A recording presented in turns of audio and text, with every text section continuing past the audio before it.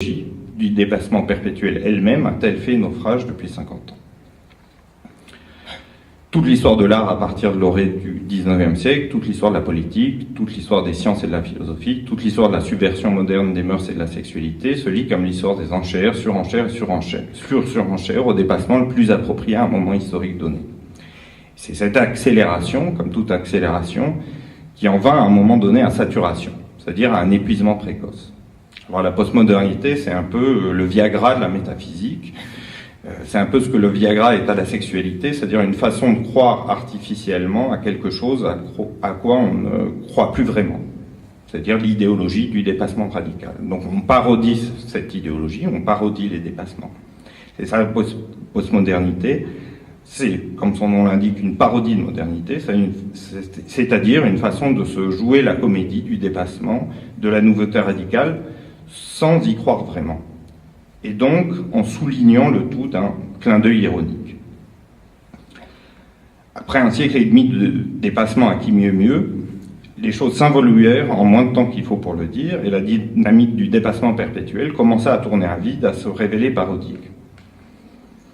La longue idéologie du dépassement perpétuel, ça a été aussi un fanatisme de l'événement perpétuel.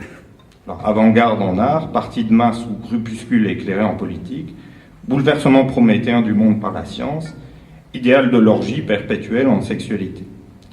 C'est du reste comme ça qu'indirectement Baudrillard, grand penseur du postmoderne, qualifiait la postmodernité. Par l'époque où se pose, dans tous les domaines, pas seulement la sexualité, la question que faire après l'orgie. Les années 60 et début des années 70, c'était l'époque d'une orgie politique, artistique, sexuelle, et la question qui se pose après, c'est que faire après? À partir des années 70, l'avant-garde s'exténue en art et tourne en rond dans le clin d'œil postmoderne. La politique d'émancipation s'exténue dans les planifications totalitaires et la résignation médiatique aux parlementaires. Et le doute jeté pour la première fois de l'histoire de la philosophie sur la positivité scientifique par des gens d'abord comme Rousseau, puis Nietzsche et Heidegger, ce doute commence à être entendu. Le prométhéisme scientifique, l'idéologie typiquement moderne, c'est-à-dire 19e du dépassement terminal de tous les problèmes par la science, cette idéologie elle-même pourrait bien nous faire courir à la catastrophe. La mélancolie postmoderne consista à assister au spectacle des dépassements réflexes, s'incurver, tourner à vide sur eux-mêmes. Le devenir de l'art est ce qu'il nous l'a montré, avec un nihilisme, je dirais, plus franc du collier qu'ailleurs. C'est pourquoi il constitue le point clé à partir duquel comprendre de quoi il retourne.